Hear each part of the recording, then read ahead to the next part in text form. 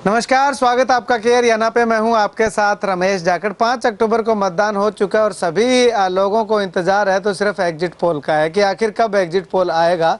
तो वो exit poll हम आपको दे देते हैं, उसके लिए जो है वो आप अंत तक जो है वो बने रहिएगा। सिरसा जिला की 5 विधानसभा पे कौन आगे है, कौन पीछे, कौन चुनाव जीत सकता है, ये हमारा पर्सनल आंकलन होगा। ये कोई फाइनल रिजल्ट नहीं होगा। फाइनल रिजल्ट तो 8 तारीख को ही पता चलेगा, लेकिन जो हमने घूम करके जो आंकलन किया था वो आंकलन हम आपको जो है वो अपने एक्सपीरियंस के हिसाब से जो है वो बताएंगे। लेकिन इसके साथ ही मेरे साथ जो है वो सहयोग करने के लिए मेरा महावीर सहारण जी हैं। इनको आप भली भांति से जानते होंगे। लगातार जो है वो हम एग्जिट पोल से पहले जो है वो एग्जिट पोल के दौरान जो है वो इनसे बातचीत करते हैं और इनसे ये मेरा चौथा जो है वो अनुभव है। और लगभग इससे पहले जो 3 अनुभव हुए थे वो लगभग जो है वो फिट बैठे थे, सटीक बैठे थे। पहले की अगर बात करें तो 2019 में जो लोकसभा का जो चुनाव हुआ था उसमें हमने इनसे डिस्कशन किया था। अलग अलग विधानसभा वाइज जो डेटा इन्होंने दिया था वो जब चुनाव परिणाम आए तो बिल्कुल ठीक बैठा था। उसके आर बार ही जो है वो चुनाव परिणाम रहे थे। उसके बाद 2019 का जो विधानसभा चुनाव आया था उसमें हमने इनसे बातचीत की थी तो वो भी लगभग फिट बैठा था। वोटों का मार्जिन भी जो है इन्होंने बता दिया था। उसके बाद उपचुनाव में भी हमने एग्जिट पोल जो दिया था तो इनसे डिस्कशन किया था कैमरा पे, वो भी लगभग फिट बैठा था। और अभी चौथी दफ़ा जो है वो जो 2024 का जो चुनाव है इसमें जो है वो क्या कुछ रहने वाला है वो जानने के लिए 5 विधानसभा सीटों पे क्या गणित है कि कैसे समीकरण बदले, कैसे बिगड़े, किसका खेल ऊपर उठा, किसका खेल नीचे गया, वो तमाम जो है वो आज हम बातचीत करेंगे महावीर सहारण जी से। सहारण साहब, सबसे पहले तो बहुत बहुत स्वागत किया। नमस्कार, धन्यवाद। सहारण साहब, अगर बात करें तो सिरसा जिला की तमाम 5 विधानसभाओं की, तो उसमें सबसे पहले सहारण साहब बात करेंगे क्योंकि आप डबवाली से हैं और डबवाली विधानसभा का सही से आंकलन आप जो है वो, क्योंकि ग्राउंड में यहीं पे ज़्यादा रहते हैं तो इसका दे सकते हैं। तो डबवाली में चौटाला परिवार से तीनों या चौटाला गाँव से तीनों प्रत्याशी हैं और उसके बाद आम आदमी पार्टी से अगर बात करें तो कुलदीप गदराना है और भारतीय जनता पार्टी से बलदेव सिंह मांगियाना है। तो इनमें कौन कहाँ पे खड़ा हुआ दिखाई दे रहा है? देखो, चुनाव जब शुरू हुआ तो अभी लोकसभा चुनाव में कांग्रेस पार्टी को यहाँ पर 34,000 की भारी भरकम लीड मिली थी और विगत चुनाव में भी जो है 15,000 से जो है अमित शाह ने चुनाव जीता था। और अब जी जब चुनाव स्टार्ट हुआ तो लग रहा था कि कांग्रेस पार्टी काफ़ी बड़ी बढ़त हासिल करेगी। और यहाँ पर स्थिति वैसे थोड़े प्रदेश में थोड़ी सी अलग है। यहाँ पर जो चुनाव होता रहा है पिछले 20-30 सालों से, 35-40 सालों से, कि यहाँ पे 2 तरह के मतदाता हैं। एक चौधरी देवीलाल चौटाला परिवार के पक्ष के, एक दूसरा धड़ा उनके विरोध के। इस पर ये राजनीति हमेशा चलती रही है और ये 2019 तक की परिस्थिति में यहाँ पे इनेलो बढ़त प्राप्त करती रही थी। कभी बीजेपी से समझौता होता था तब उनको एडवांटेज मिल जाता था शहरी क्षेत्र में और वो जीत दर्ज करती थी। और एंटी इनकम्बेंसी आती, जैसे 87 के बाद 91 में आई, 82 में आई, तो वहाँ पे कांग्रेस ने भी यहाँ पे जीत दर्ज की है। लेकिन अब क्या हुआ कि जब 2019 में जब इनेलो में बिखराव हुआ तो जो इनेलो का मतदाता था वो पिछले चुनाव में 3 जगह बंट गया। वो जेजेपी के प्रत्याशी को मिला, उसके बाद में उन्होंने इनेलो के पक्ष में भी वोट आया। लेकिन उसका एक हिस्सा, क्योंकि चौधरी देवीलाल की परिवार से जो प्रत्याशी थे वो बीजेपी के टिकट पे चुनाव लड़ रहे थे, तो बीजेपी को भी एक हिस्सा जो है इनेलो के मतों का वो मिला। उस मिलने से, क्योंकि जो केवी सिंह या कांग्रेस के विपक्ष का जो वोट था उसका बंटवारा जब 3 जगह हो गया तो 3 जगह होने के कारण जो है कांग्रेस प्रत्याशी के लिए ये लॉटरी खुल गई और वो आसानी से जीत दर्ज करने में सफल हो गए। अब इस चुनाव में परिस्थितियाँ कमोबेश तो ऐसी लग रही थी शुरुआत के अंदर, लेकिन धीरे धीरे इसमें एक नया जो झोल आया कि जो है आप पार्टी का जो प्रत्याशी हैं वो पुराने कांग्रेस के ही कार्यकर्ता हैं, 20-25-30 साल से यहाँ पे राजनीति कर रहे हैं। कांग्रेस के टिकट के दावेदार थे। लोकसभा चुनाव में आपका समझौता था कांग्रेस से, उन लोगों ने कांग्रेस को ही वोट सपोर्ट किया था मान लो, और वो आपके चुनाव पे, आपके चिन्ह पे वो मैदान में आ गए। तो मेरे को लग रहा है वो 10-12-13 हज़ार वोट वो ले जा रहे हैं, तो सीधा साधा डेंट जो है वो कांग्रेस पार्टी को था। दूसरा, उसके बाद में जो है बीजेपी का ऐसे लग रहा है कि मतलब जो है अंडर टेबल हम कह सकते हैं जो समझौता इनके साथ था, इनेलो के साथ, और इनेलो ने की पोजीशन तो यहाँ पे कोई ठीक ठाक नहीं थी और उनके पास कोई अच्छा प्रत्याशी भी नहीं था। लेकिन जो ही जो है आदित्य को टिकट नहीं मिली और वो इनेलो में आई तो इनेलो एकदम जो है मुकाबले में आ गई। और ख़ास करके जो बागड़ी बेल्ट है उसमें जो चौटाला के आसपास के गांव हैं उन गांव में इनेलो को मतलब काफ़ी ज़्यादा जन समर्थन देखा गया। लेकिन इस चुनाव में एक नई बात हुई कि जेजेपी पूरे प्रदेश में कहीं नहीं है। हालांकि एक विगत चुनाव में उन्होंने 10 सीटों पे विजय प्राप्त की थी और उचाना में से जीतकर जो है उप मुख्यमंत्री बने दुष्यंत चौटाला, और वहाँ पर दुष्यंत चौटाला बुरी तरह से चौथे, पाँचवें, छठे नंबर पे आ रहे हैं। लेकिन पूरे प्रदेश में सिर्फ एक ऐसी सीट थी डवाली, जहाँ पे दिग्विजय चौटाला जो दुष्यंत के छोटे भाई हैं, उन्होंने 3 माह पहले चुनाव प्रचार शुरू किया और उन्होंने नए तरीके से चुनाव प्रचार जीरो से जो चले, और जो चुनाव आते आते उनकी स्थिति जो बराबरी के मुकाबले में वो पहुंच गई। उन्होंने पहली बार ऐसा हुआ कि किसी प्रत्याशी द्वारा हर जो अपना मैनिफेस्टो जारी करता है, अपने वादे करता है कि मैं चुनाव में जीतने के बाद में ये काम करूंगा, ये फलां काम करूंगा, ये फलां काम करूंगा।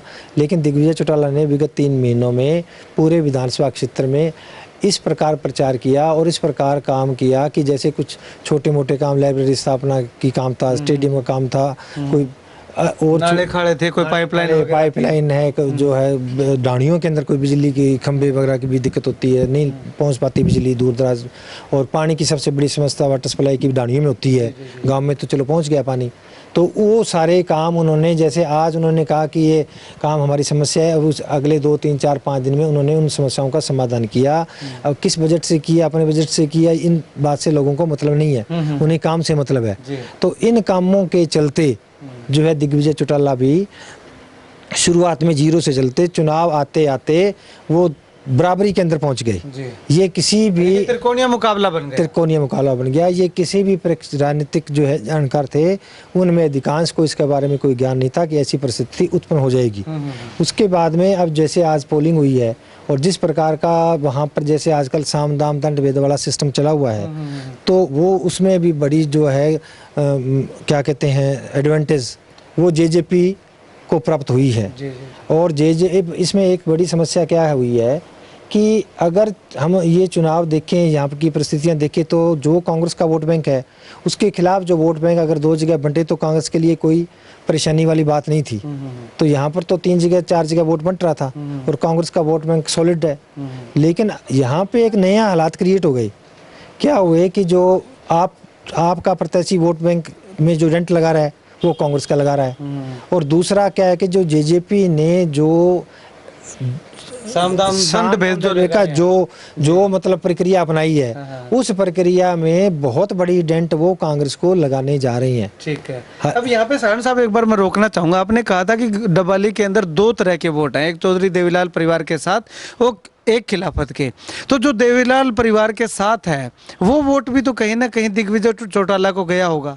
हाँ, वो मैं बात कर रहा था, आपने सवाल भी आ गया, मैं उसी पे आ रहा था कि जो बागड़ी बेल्ट के अंदर जहाँ पे इनेलो स्ट्रॉन्ग रही है और उसका बड़ा वोट बैंक हमेशा रहा है, चौटाला और उसके आसपास के जितने भी बागड़ी गांव हैं, वहाँ पर जो डेंट किया है दिग्विजय चौटाला ने वो इंडियन नेशनल लोकदल को किया है। ठीक है, मतलब कि दिग्विजय चौटाला ने कांग्रेस और इनेलो दोनों को डेंट किया, लेकिन वो पार्ट है वो थोड़ा छोटा है।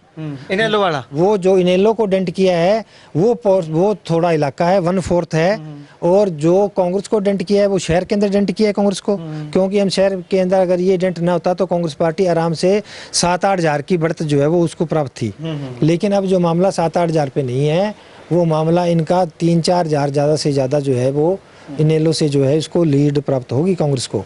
और दूसरा जो पंजाबी बेल्ट है, पंजाबी बेल्ट के अंदर कांग्रेस पार्टी स्ट्रांग थी ज़्यादा, विगत 2-3-4 मुकाबलों से कांग्रेस वहाँ पे उन्होंने बढ़त बनाई है, और वहाँ पर जो डेंट हुआ है वो डेंट ज़्यादा कांग्रेस पार्टी को हुआ है। तो 2 जगह पे जो डेंट हुआ है वो तो कांग्रेस को हुआ है, 1 जगह डेंट हुआ है वो इनेलो को हुआ है। तो इस वजह से कांग्रेस पार्टी को, और उधर जो पंजाबी बेल्ट है उसमें आपने भी कांग्रेस पार्टी को डेंट किया है।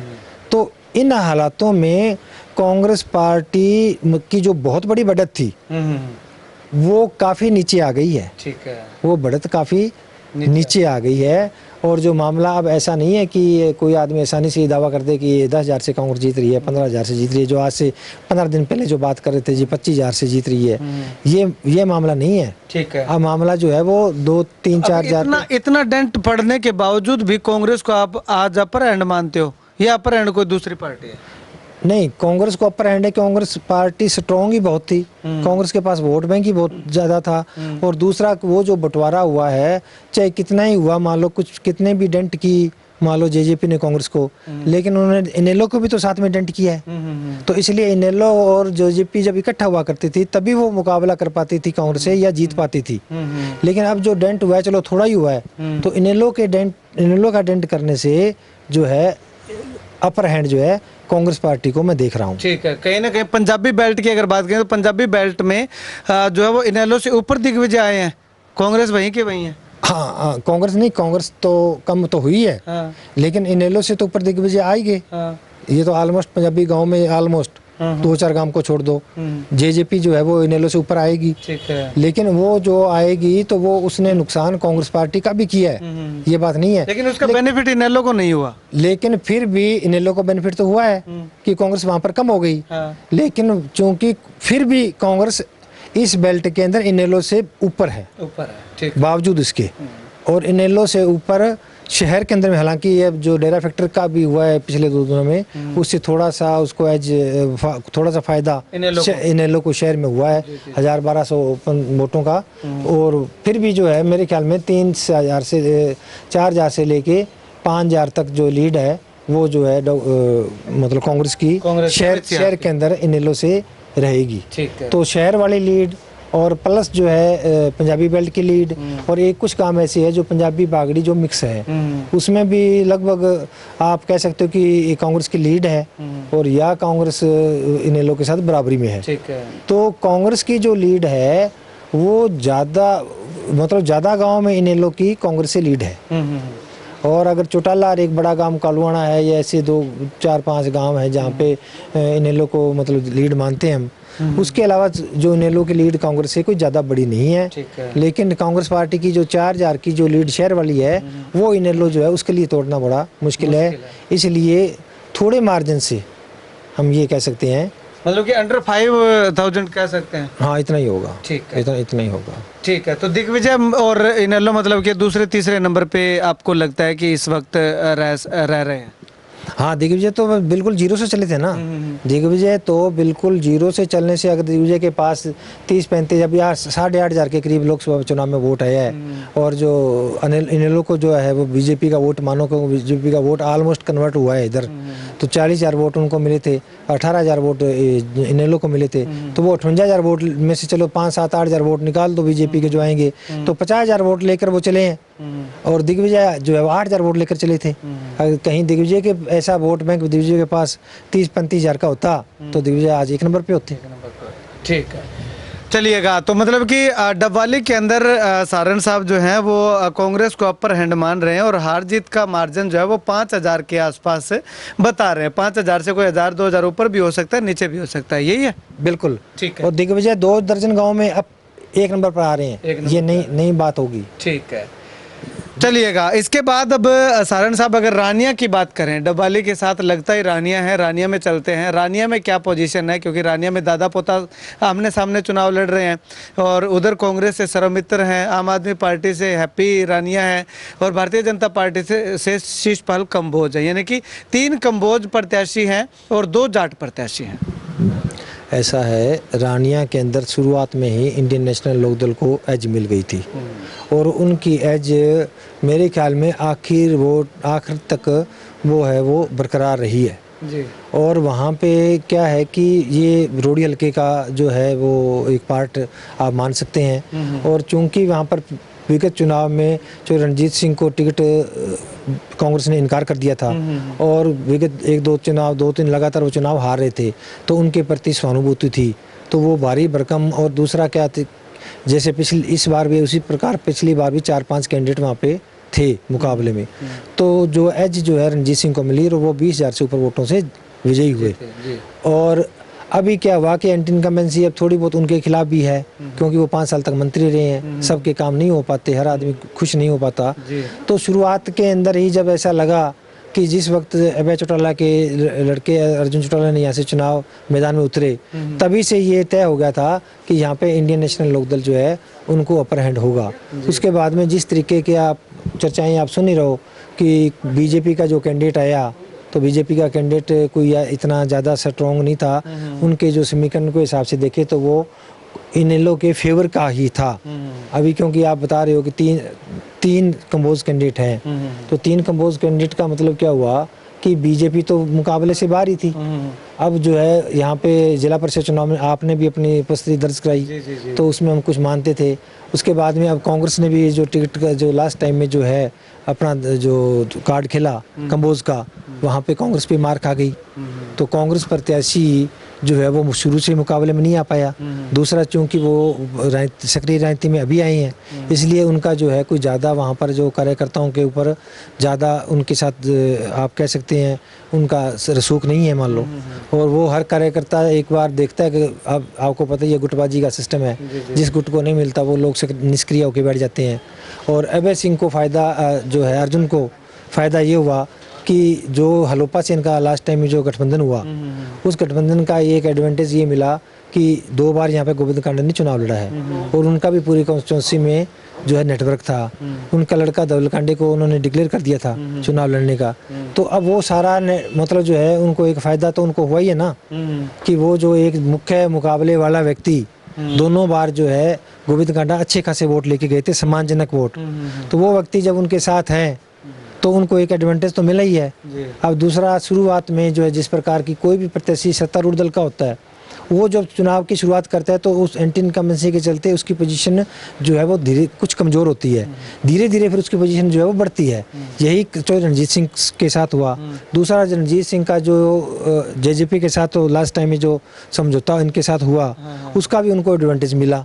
तो उस एडवांटेज के चलते रणजीत सिंह का इलेक्शन भी उठा और उठते, लेकिन उनको नुकसान शुरुआत में इतना हो चुका था कि मेरे को नहीं लगता कि वो जीत की स्थिति में आ जाएंगे। शुरुआती दौर में वो ज़्यादा कमज़ोर साबित हो रहे थे, और लेकिन जब चुनाव का जो आया लास्ट फेज़, तो लास्ट फेज़ के अंदर लास्ट वीक में तो उनका चुनाव ठीक हुआ है। तो इसीलिए वो पहले और दूसरे नंबर की लड़ाई के अंदर हैं। कांग्रेस वहाँ तीसरे और आप जो है तीसरे चौथे नंबर की लड़ाई के अंदर है। ठीक है। तो यहाँ पे अब अगर सर बात करें तो जो अर्जुन चौटाला हैं वो पहले से ही इतने अप थे, उसके बाद में वो डाउन गए हैं। कांग्रेस का इलेक्शन भी कुछ उठा है, भूपेंद्र हुड्डा आके गए हैं, दीपेंद्र हुड्डा आके गए हैं, रोड शो किए हैं, रैलियाँ की हैं, और राजा वड़िंग भी आके गए हैं। तो उससे कांग्रेस को कोई बेनिफिट नहीं मिलने वाला? कांग्रेस का एक मैं आपको बता दूं कि जो रणजीत सिंह 20-25 साल में रानी में कांग्रेस थे, और जिस पिछले जो चुनाव के अंदर रणजीत सिंह ने जब कांग्रेस छोड़ी, तो जो कांग्रेस का पूरा नेटवर्क वो अपने साथ ले गए। कार्यकर्ताओं का एक नेटवर्क होता है, उनके हाथ में बहुत कुछ होता है, वो लोग काम करते हैं, वो लोग वोट मैनेज करते हैं, वो हवा और भी चीज़ें बात की बातें होती हैं। पहले आपका वहाँ पे गांव में उस जगह पे पहले ठैया होना चाहिए। अगर आपका ठैया नहीं है तो आपको वोट दूसरा कौन देगा? तो वो एक कांग्रेस को पहले डंट लग चुका था कांग्रेस, क्योंकि जब रणजीत सिंह कांग्रेस को छोड़ के इंडिपेंडेंट लड़े और सारा जो नेटवर्क उनके साथ आया, तो कांग्रेस प्रत्याशी तो 10,000 से नीचे रह गया था उस चुनाव में। हाँ, तो 8,000 के अंदर आप अंदाजा लगाओ कि वहाँ पे उसका नेटवर्क 0 हो गया था। अब धीरे धीरे चलो कांग्रेस में कुछ नए कांग्रेसी आते हैं, दूसरा धड़ा क्रिएट होता है। अब वो जब परिस्थिति आई तो अब फिर एक नया आदमी को जब उतार दिया, उनका उन लोगों से कोई संपर्क नहीं है, तो अब कांग्रेस को फिर एक बड़ा झटका लगा। अब इतने बड़े झटके के बाद में ये संभव नहीं होता कि पार्टी संभल जाए, तो वो जीत की स्थिति में आने में तो नहीं है। लेकिन ये जो सारी परिस्थितियां हुई, इन परिस्थितियों में जो आप कह रहे हो प्रचार हुआ, कांग्रेस की हवा है, हुड्डा साहब ने प्रचार किया, ये सारी बातें होने से वो तीसरे नंबर पे आ जाएंगे। ठीक है, ये जरूर होगा। ठीक है, मतलब कि कांग्रेस की लहर का फायदा रानिया में नहीं मिलने वाला। नहीं, मतलब जीत के पे तो वो जान सकते कि वो नीचे, वो काफी ज्यादा नीचे थे। क्योंकि एक शरण साहब यहाँ पे मैं आपको थोड़ा रोकना चाहूंगा। संगरिया के अंदर संगरिया जो चुनाव हो रहा था, तो उसमें अभिमन्यु पूनिया तीसरे नंबर पे बता रहे थे, लेकिन जो अभिमन्यु पूनिया ने चुनाव लड़ा और 40,000 वोटों के मार्जिन से जीते, कहीं ना कहीं चर्चा ये भी चल रही है कि ये कहानी भी हो सकती है रानिया में। आपको संगरिया के बारे में इतनी नॉलेज नहीं है, मैं आपको बता दूं जी।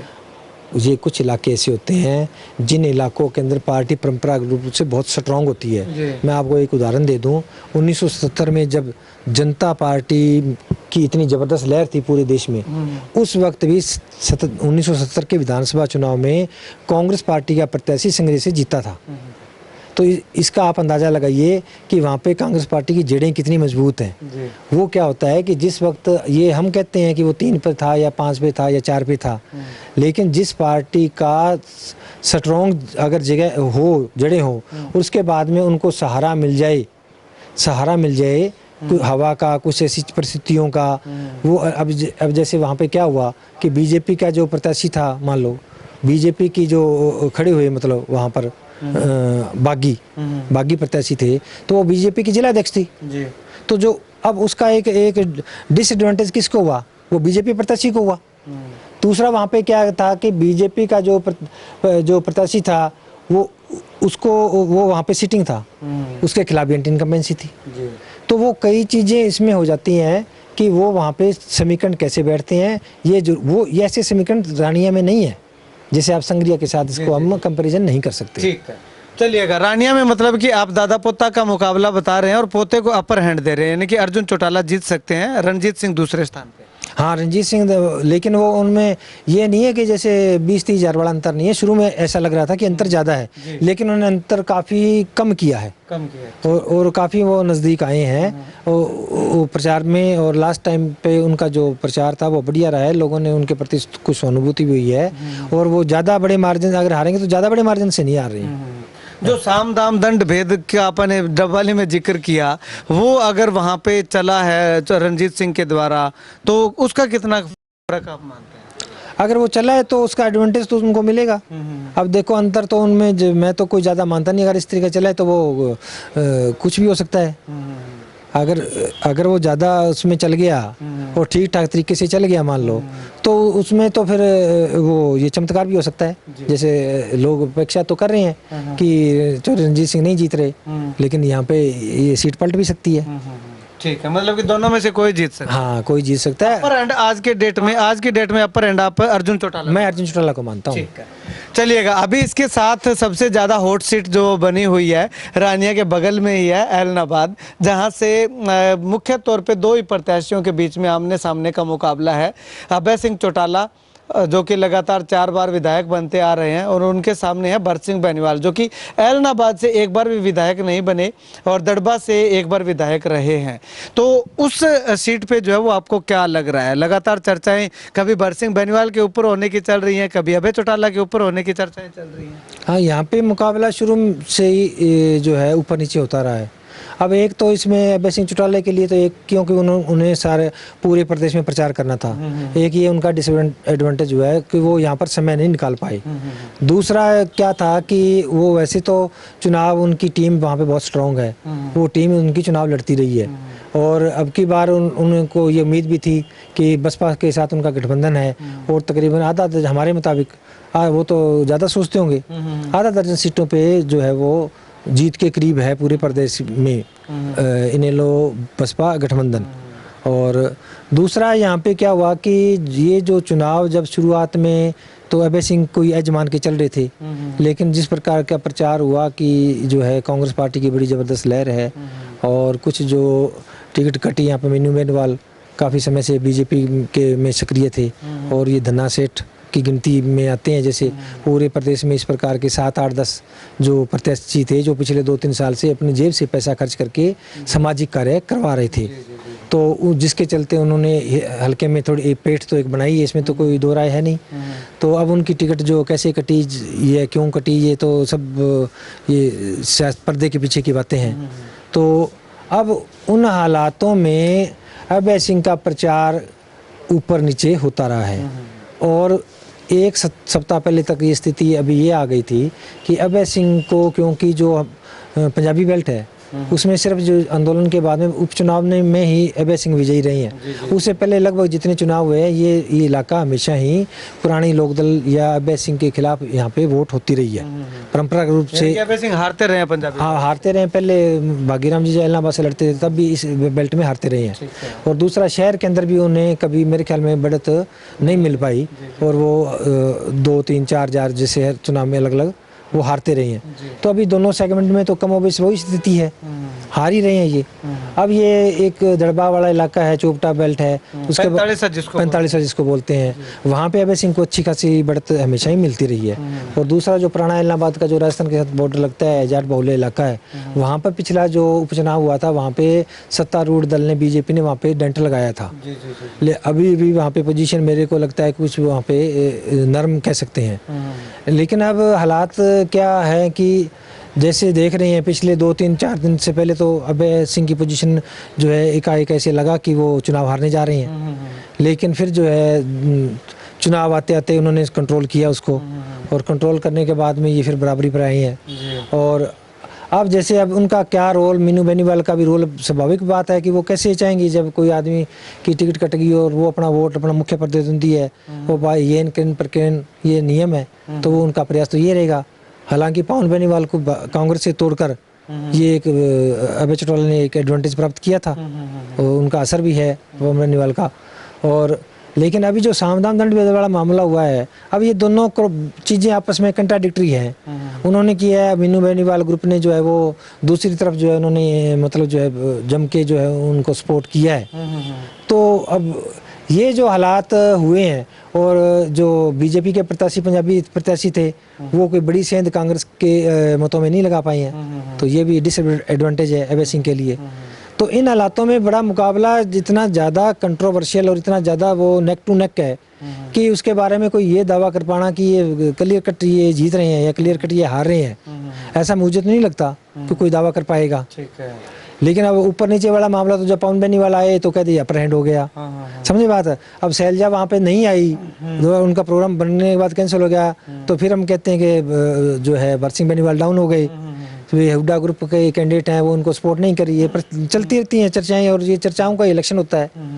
तो अब इन हालात में लगता है तो ये सारी परिस्थितियां अगर देखें तो मैं तो नहीं समझता कि इतनी ज़्यादा एडवांटेज अभय सिंह को है, ऐसा भी नहीं लग रहा।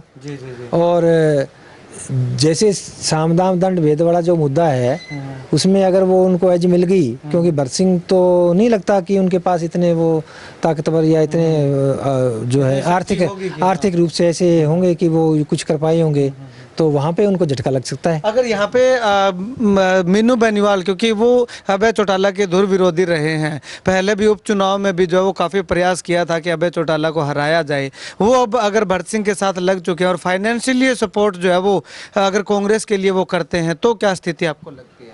उसका तो फायदा फिर भरत सिंह बेनीवाल को होगा ही, ये तो स्वाभाविक बात है। अब वो कितना होगा, कितने लोग उनके कहने से, हालांकि वो एक बात उसमें तय है, वो बीजेपी को तो वोट नहीं दिलवा पाए थे लोकसभा में, सब लोगों के। मेरा खुद का असेसमेंट गलत हुआ, मैं 5-7 हज़ार वोटों से अपर हैंड मान के चल रहा था कांग्रेस पार्टी को। हालांकि मेरे को एक चीज़ मैंने महसूस की थी, मैं एक इंडिकेटर देखता हूँ, तो मैंने इंडिकेटर देखा माखुसरानी गाँव में, मैंने देखा था कि जब शैलजा आई तो पूरी सड़क जो है फूलों से लाल हुई थी। तो मैंने कहता ये एक अनएक्सेप्टेड बात है कि सारी सड़क फूलों, इतने फूल बरसाए कि लाल हो रही है, तो ये बड़ी ज़बरदस्त लीड ये शैलजा को मिलेगी।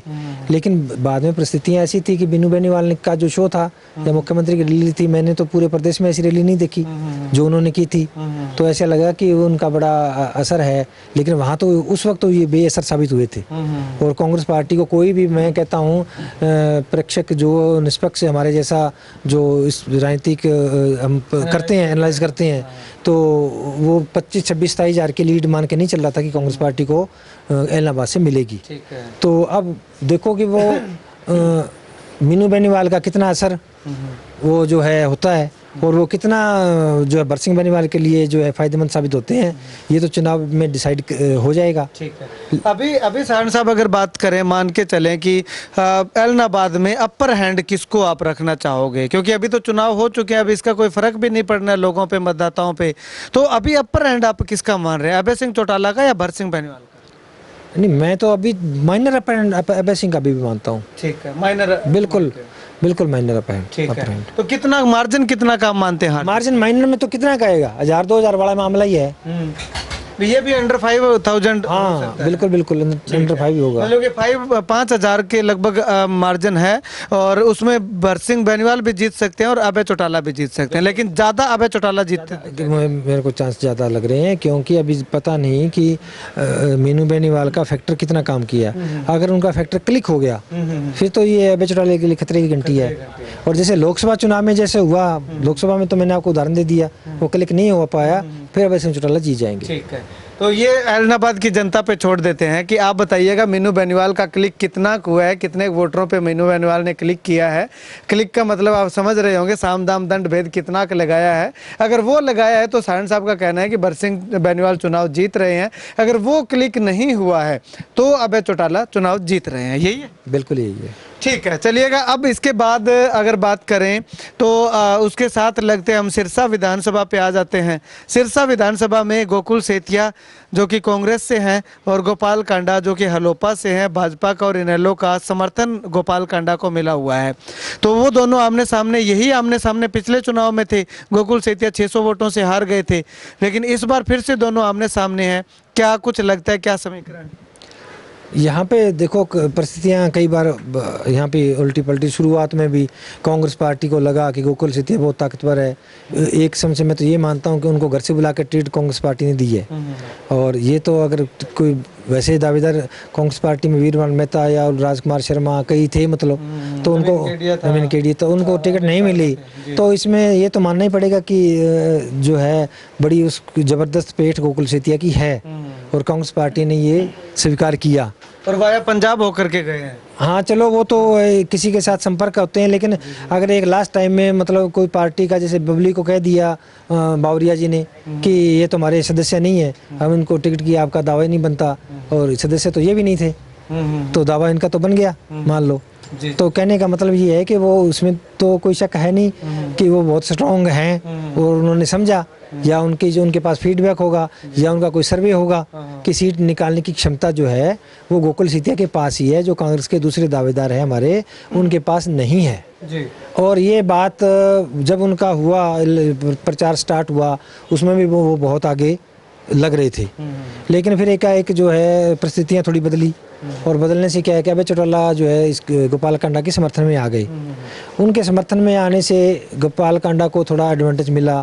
फिर कांग्रेस बीजेपी ने अपना प्रत्याशी भी हटा लिया, तो उसका भी थोड़ा एडवांटेज, उनको बीजेपी का कोर वोटर है वो भी गोपाल कांडा के पक्ष में गया।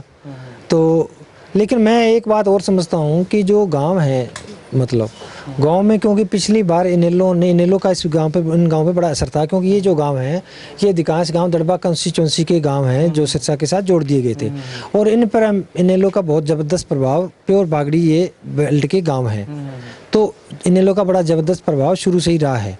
तो पिछले चुनाव में अगर ये मुकाबला कर पाए थे तो इन गाँव में इनेलो के समर्थन के बलबूते ही जो है गोकुल सेतिया कांडा का मुकाबला कर पाए थे। तो अब भी जब 5 साल तक जब वो उनके साथ थे, पिछले लोकसभा चुनाव तक गोकुल सेतिया इनेलो के साथ थे, तो उन्होंने अपना जो एक नेटवर्क इनेलो के जो कोर वोटर है उनके साथ तो अपना तार उनके जुड़ी गए थे, तो उनके साथ उनके संबंध हो गए। अब उनका संबंधों को एकाएक ऐसा नहीं हो सकता कि वो सारे संबंध हाथ छोड़ के जो उनके विरोधी जो कांडा के साथ चले जाएं, ऐसा संभव नहीं होता। हालांकि एक हिस्सा तो जाएगा, चलो मान ले सकते हैं, लेकिन ये तो फायदा है ही गोकुल सेतिया को कि जो डोर पकड़ा दी अभय चौटाला ने और 5 साल तक उन्होंने डोर वो थमे रखी, उस डोर का ये एडवांटेज तो उनको मिलेगा।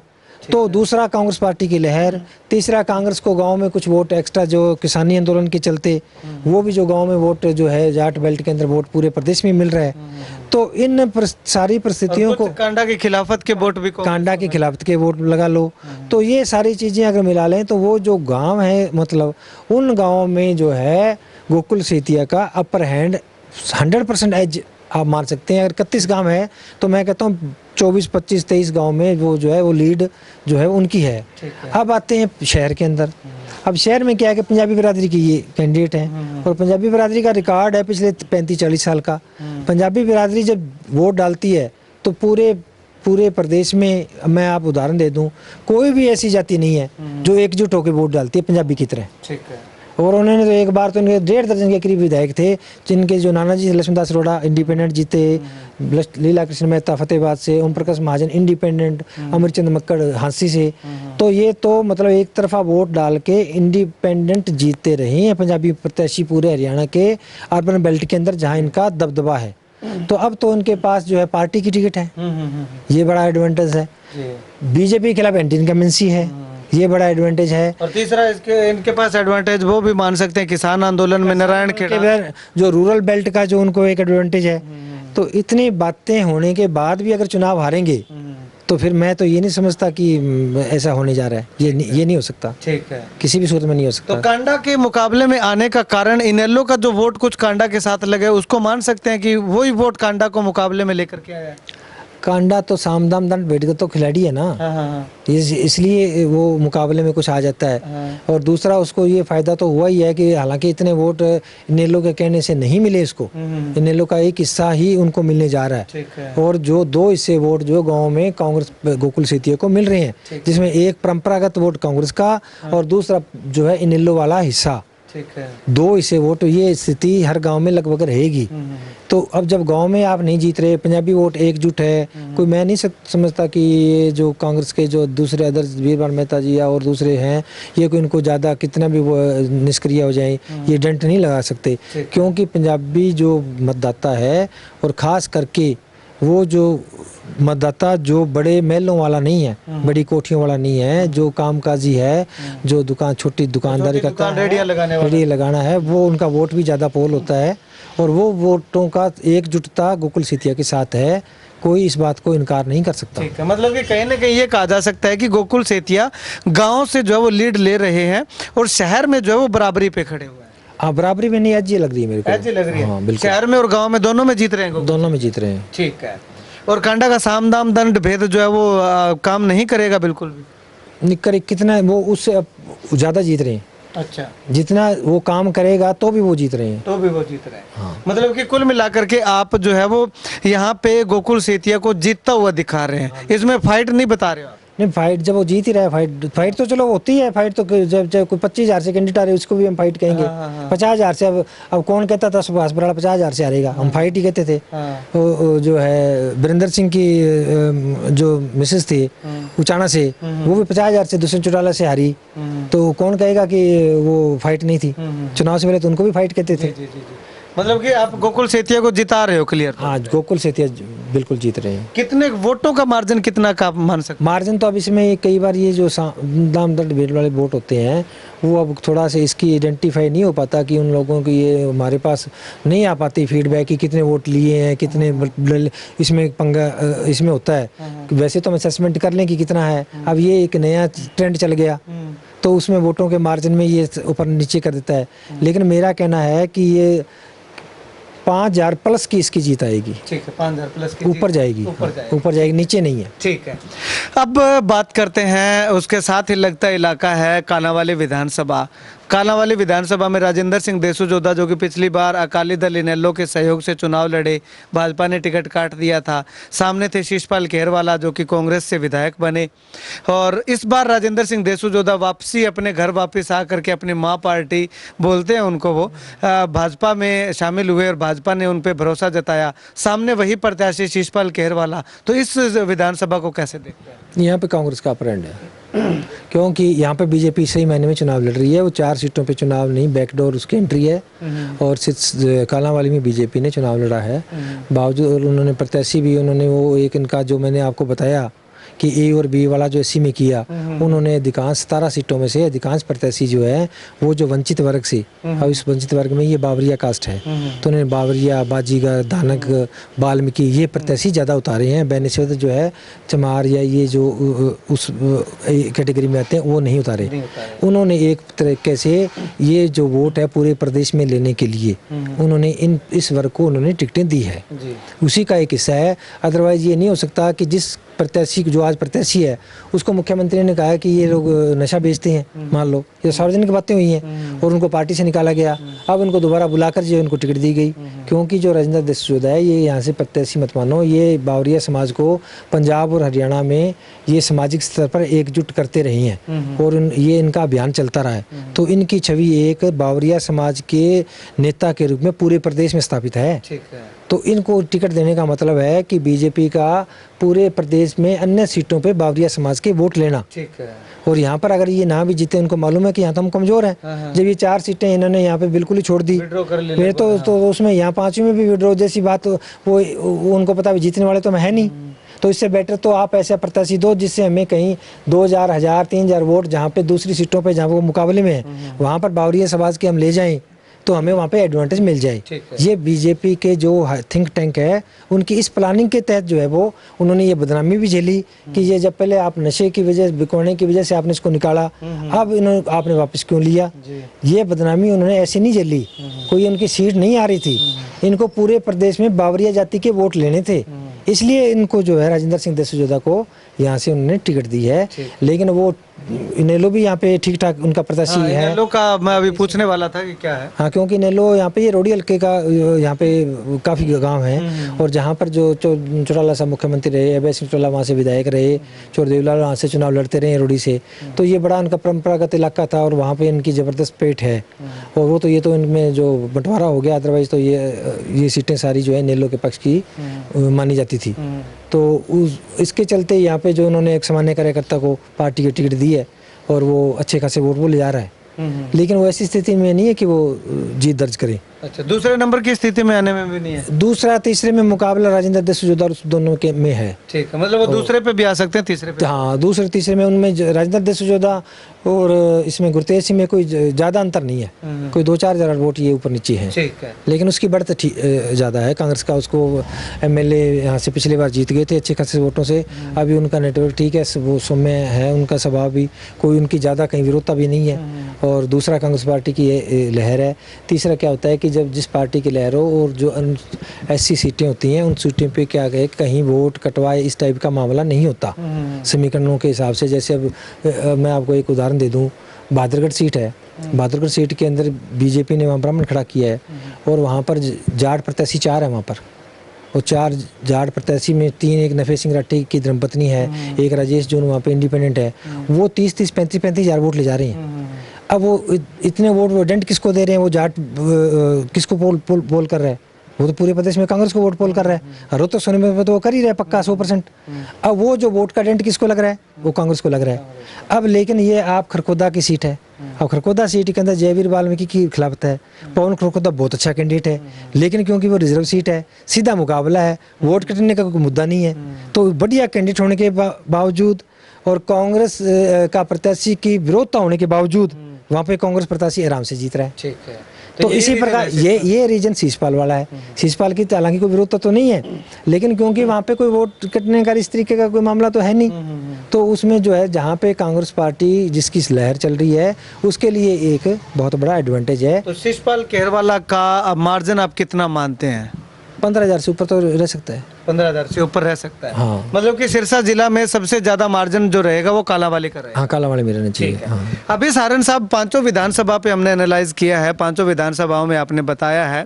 तो अब एक सवाल और ज़्यादा जो है वो लगातार चर्चा का विषय बना हुआ था कि इंडियन नेशनल लोकदल पार्टी ने गोपाल कांडा के साथ गठबंधन किया और गठबंधन के बाद गोपाल कांडा का एक बयान आता है कि बीजेपी, HLP, इनेलो ये मिलके, BSP ये मिलके जो है वो सरकार बनाएगी। तो इसका कितना प्रभाव आप देखते हैं 5 की 5 विधानसभा सीट पे? देखो, इस चीज से इनेलो का जो कार्यकर्ता है वो तो बूस्ट हुआ है। इनेलो का कार्यकर्ता पिछले चुनाव में बहुत निष्क्रिय था, लोकसभा में बहुत निष्क्रिय था, क्योंकि अब उनको ऐसी कोई चीज नजर नहीं आ रही थी कि हम जिसको वोट डालें और वो सत्ता में आने के उसके चांस हो। अब वो जो बयान आप बता रहे हो, इन बयानों ने तो जान डाल दी इनेलो के कार्यकर्ताओं में। अब उनको ये लगने लगा कि हम सत्ता में आ सकते हैं। अब ये तो इसमें हम मान ही रहे हैं कि बीजेपी इतनी डाउन नहीं है, अप हुई है। और अगर वो, ये तो हम कह रहे हैं ना, निष्पक्ष हम बोल रहे हैं, तो जो जिसका समर्थक होता है वो तो ये कहेगा कि सत्ता में आ ही रही हैं। तो अब सत्ता में आने का मतलब वो, और उन्होंने एक तजर्बा पीछे देख लिया, क्योंकि बीजेपी को जब 40 सीटें आई तो सत्ता की चाबी आप जेजेपी के हाथ में आ गई 10 सीटें लेकर, और जो है वो डिप्टी CM जो है दुष्यंत चौटाला बने। अब वो कहते हैं कि ऐसी परिस्थिति हमारे ये आएगी, और ऐसे हम तो ऐसे हैं कि अभय सिंह चौटाला तो CM के दावेदार हैं। अगर 10 सीटें अभय सिंह चौटाला को आ गई और बीजेपी को उनके बीजेपी की और जो है जरूरत पड़ी, तो दुष्यंत चौटाला की तरह, वो दुष्यंत चौटाला तो नहीं थे, अपरिपक्व थे उस वक्त, लेकिन अभय चौटाला तो परिपक्व राजनेता है। वो 10 सीटों का समर्थन इनके पास होगा और वो बीजेपी को देकर वो ये थोड़ी कि डिप्टी CM बनेंगे। आपको याद है झारखंड में मधु कोड़ा एक अकेले MLA थे और वो मुख्यमंत्री बने थे। तो अभय सिंह चौटाला तो मुख्यमंत्री पद के दावेदार है ना।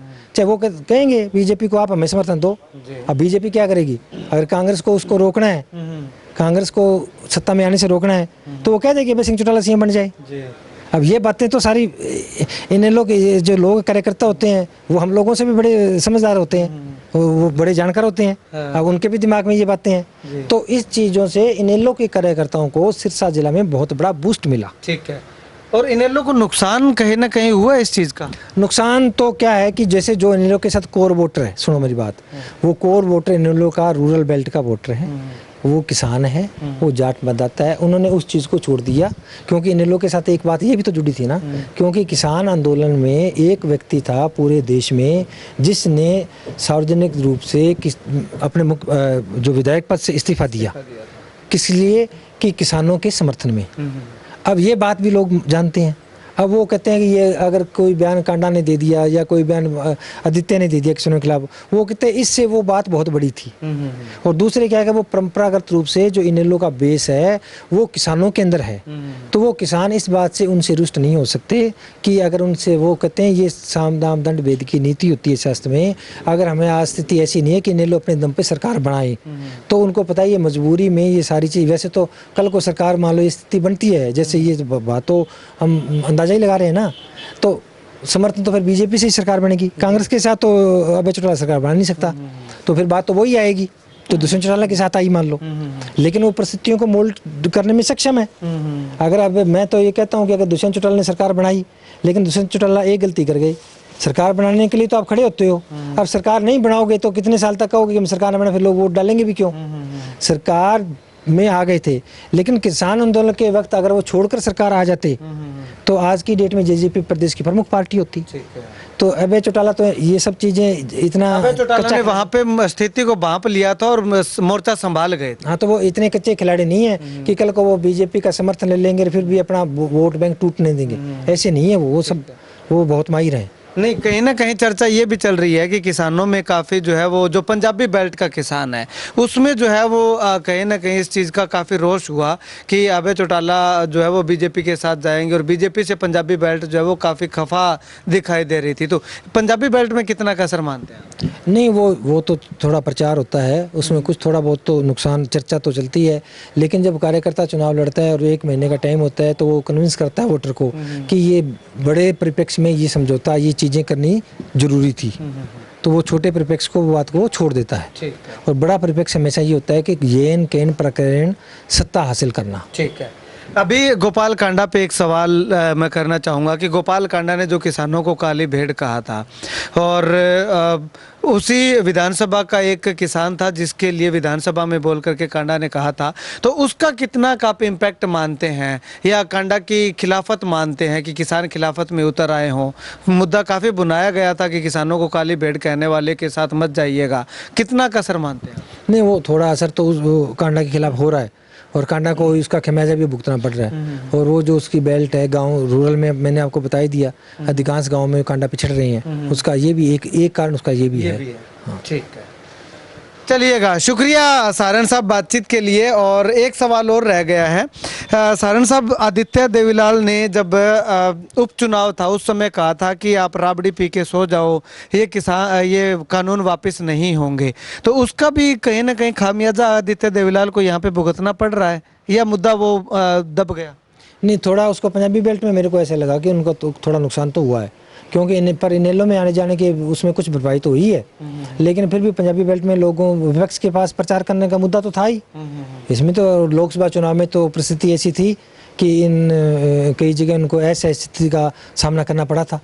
अब लेकिन इस चुनाव में क्योंकि वो पहले तो सीधे बीजेपी के साथ थे, वो अब इनेलो के साथ आ जाने से उसमें कुछ तो उसका असर कम हुआ, लेकिन फिर भी पंजाबी बेल्ट में उसका असर था। विपक्ष इसको मुद्दे को तूल देते रहे, हवा अपने पक्ष में वो करने के लिए देंगे वो तो उसका थोड़ा बहुत उनको नुकसान तो उसका होगा। ठीक है। अब जेजेपी की आपने बात की कि किसान आंदोलन में अगर छोड़ के आ जाते तो जो है वो इस बार प्रमुख पार्टी जो है वो जेजेपी होती, लेकिन उसी पार्टी के अंदर, उसी सरकार के अंदर रानिया से जो प्रत्याशी हैं चौधरी रणजीत सिंह, वो मंत्री थे, वो भी छोड़ करके नहीं आए, तो इसका कहीं ना कहीं नुकसान चौधरी रणजीत सिंह को लगता है आपको होने वाला है? रणजीत सिंह को प्रदेश के लोगों ने कोई नेता प्रदेश का नहीं माना था। रणजीत सिंह रानिया विधानसभा हलके में परिस्थितियां जनक उनके पक्ष में होने की वजह से एक आज़ाद प्रत्याशी के रूप में चुनाव लड़ा और वो जीत कर चले गए। और क्योंकि सरकार ऐसी थी, स्पष्ट बहुमत नहीं था, तो वो उनको मंत्रिमंडल में उनको स्थान मिल गया। लेकिन जो जेजेपी थी, जेजेपी ने इनेलो में जब टूट हुई तो जेजेपी ने पूरे प्रदेश में इनेलो का स्थान लिया था और उनके 10 प्रत्याशी चुनकर आए थे और वो जो उसके बाद में उनका जो रुतबा था या उनका जो दबदबा था वो एक पूरे प्रदेश की पार्टी थी, नहीं कि वो एक विधानसभा की थी।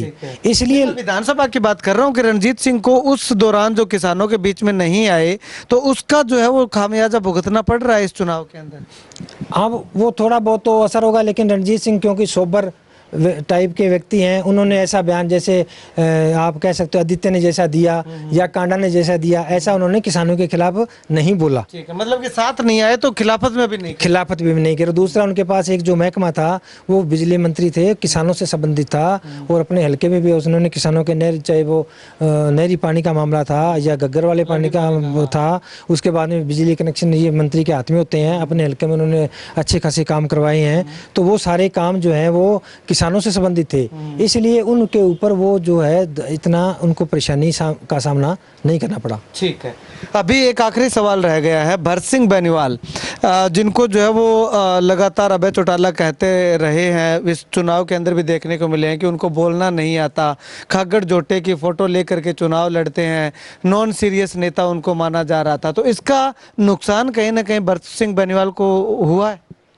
नहीं, भरत सिंह बेनीवाल ये अब थोड़ी ये ऐसी बात कर रहे हैं, नहीं अभी नहीं कर रहे, पीछे जो कर रहे थे ये तो हमेशा ही करते रहे हैं। उनका एक करेक्टर ऐसा है, तो वो करेक्टर जैसे अब भगवंत मान है, उनके आप उनके भाषण सुनो तो उनके भाषण भी ये चुटकुला टाइप, क्योंकि वो तो थे ही कॉमेडियन। तो ये जो जब ये भाषण करते हैं तो इस भाषण को लोग चिटकारे लेकर सुनते भी हैं। जी जी जी जी। और उसको वो लोगों को इतना ये उस भाषण की वजह से पॉपुलर हुए हैं भरत सिंह बेनीवाल। हाँ, ये भी हो सकता है।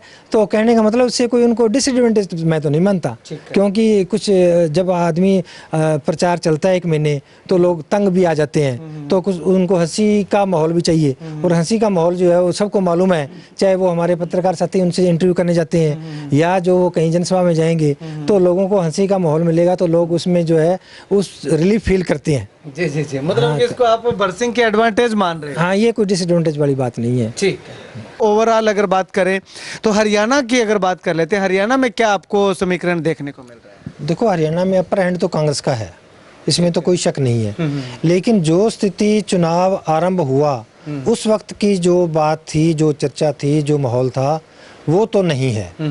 उसमें तो बीजेपी बहुत हम नीचे देख रहे थे, कांग्रेस को हम बहुत अपर हैंड दे रहे थे, लेकिन जो जो चुनाव आगे चला कुछ जो है समीकरण ऐसे बने, क्योंकि ये लोकसभा और विधानसभा के चुनाव में बड़ा अंतर होता है। विधानसभा के चुनाव में जो प्रत्याशी हैं जो बागी आ जाते हैं, जातिगत समीकरणों से कोई प्रत्याशी फिट बैठ रहा है, किसका वो नुकसान कर रहा है, तो उन चीज़ों से कांग्रेस पार्टी का चुनाव जो है वो 5 तारीख आते आते काफ़ी नीचे गया है।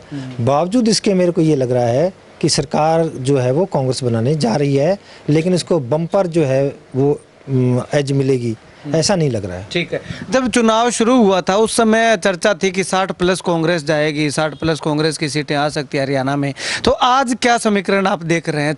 45 के प्लस देख रहे हैं या 50 के प्लस देख रहे हैं? देखो, सीट वाइज तो अभी मैंने नहीं सारा किया विश्लेषण, लेकिन मोटा मोटी अगर मैं देखूं तो मेरे को एक चीज़, मैं हरियाणा में घूम के आया हूं, एक जो चीज़ इसको प्रभावित कर रही है चुनाव को, तो सबसे बड़ी चीज़ तो ये है कि कांग्रेस का अपर हैंड है कि कांग्रेस की सरकार आ रही है, ये तो कांग्रेस का अपर हैंड है।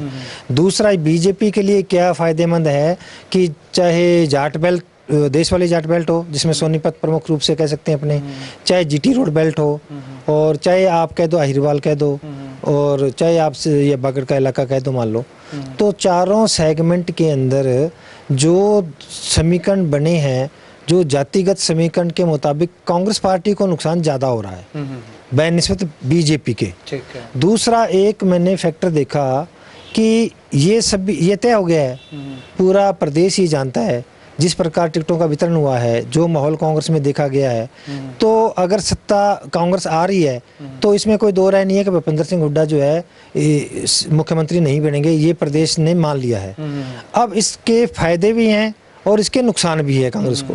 फायदा तो ये है कि जाट वोट कंसोलिडेट हुआ है, और जाटों में क्योंकि 10 साल हो गए जाट सत्ता से दूर है और जाट चाहता है प्रदेश का मुख्यमंत्री पद, तो अब वो जाटों में तो कंसोलिडेशन हो गई कांग्रेस के फेवर में, लेकिन उनमें भी अब डेंट कहाँ पड़ा कि कई कॉन्स्टिट्यूंसीज ऐसी हैं जहाँ पे जाट प्रत्याशी जो है वो अच्छी तरीके से वो वोट ले जा रहे हैं, वहाँ पर जो है बीजेपी ने नॉन जाट का अधिकांश सीटों पे जो है वो कार्ड खेला है, तो वो फायदा जो है वो बीजेपी को कई सीटों पे मिल रहा है। ठीक है। दूसरे क्या है कि बीजेपी द्वारा एक एससी वर्ग है, उसको लोकसभा चुनाव और विधानसभा चुनाव के बीच में एक नया खेल खेला, क्योंकि उसमें माननीय सुप्रीम कोर्ट का एक फैसला आया था, उसको उन्होंने इम्प्लीमेंट करते हुए उन्होंने जो है इसमें एससी ए और बी एक सबसे 2 पार्ट करके इनका जो आरक्षण है 20% का, ये 10-10 में वंचित एससी में और दूसरों में बांट दिया था,